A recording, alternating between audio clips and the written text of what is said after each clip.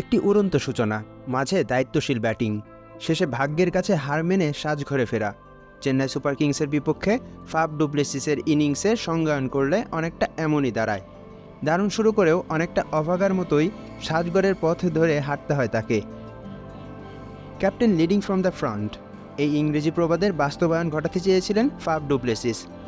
বেঙ্গালুরুর এই দলপতি চেন্নাই সুপার কিংসের বিপক্ষে দিলেন দায়িত্বশীল ব্যাটিংয়ের পরিচয়। ইন্ডিয়ান প্রিমিয়ার লিগে বাঁচা মরার লড়াইয়ে এম চেন্নাস্বামী স্টেডিয়ামে চেন্নাই সুপার কিংসের বিপক্ষে মাঠে নামে রয়্যাল চ্যালেঞ্জার্স বেঙ্গালুরু, যেখানে বেঙ্গালুরু হারলেই হারাবে প্লে অফের টিকিট। টসে জিতে বেঙ্গালুরুকে ব্যাটিংয়ে পাঠায় ঋতুরাজ গায়কোয়াড়ের দল চেন্নাই। তবে প্রথমেই তাদের পরিকল্পনা ভেস্তে দিতে শুরু করে বেঙ্গালুরুর দুই ওপেনার বিরাট কোহলি এবং ডু প্লেসিস। বেঙ্গালুরুকে এনে দেন এক উড়ন্ত সূচনা। দলপতি ডু প্লেসিস ৩৯ বলে ১৩৮.৪৬ স্ট্রাইক রেটে করেন ৫৪ রান, ৩টি চার আর ৩টি ছক্কায় সাজিয়েছিলেন তার এই ইনিংস।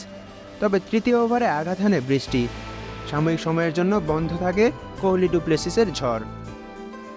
তবে বিরতি থেকে ফিরে আগের সেই রূপে যেতে পারছিলেন না ডু প্লেসিস। তবে দেখে শুনে দায়িত্বশীল ব্যাটিং করে যেতে থাকেন তিনি।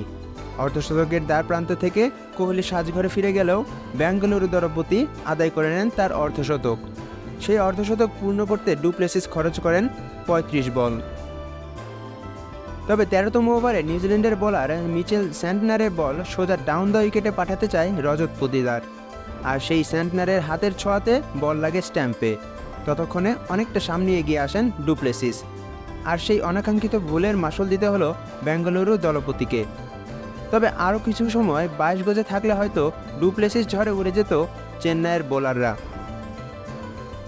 উভয় দলের জন্যই এই ম্যাচ অতীব গুরুত্বপূর্ণ। বেঙ্গালুরুকে শুধু জিতলেই হবে না, বরং জিততে হবে ১৮ কিংবা তার চেয়ে বেশি পরিমাণ রানে। আজ না জিতলে ১৮তম সিজনের জন্য আবার অপেক্ষা করতে হবে রয়্যাল চ্যালেঞ্জার্স বেঙ্গালুরুকে। তবে সাজঘরে ফিরে যাওয়ার আগে গুরুদায়িত্বটা ঠিকই পালন করে যান দক্ষিণ আফ্রিকান এই ব্যাটার। দলকে এগিয়ে নিয়ে যান বিশাল সংগ্রহের দিকে। উভয় দলের জন্যই এই ম্যাচ অতীব গুরুত্বপূর্ণ। বেঙ্গালুরুকে শুধু জিতলেই হবে না, বরং জিততে হবে ১৮ কিংবা তার চেয়ে বেশি পরিমাণ রানে।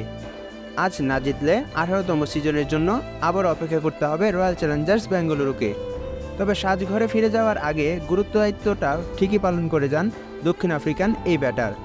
দলকে এগিয়ে নিয়ে যান বিশাল সংগ্রহের দিকে। মাশরাফি খান সাকিন, খেলা ৭১।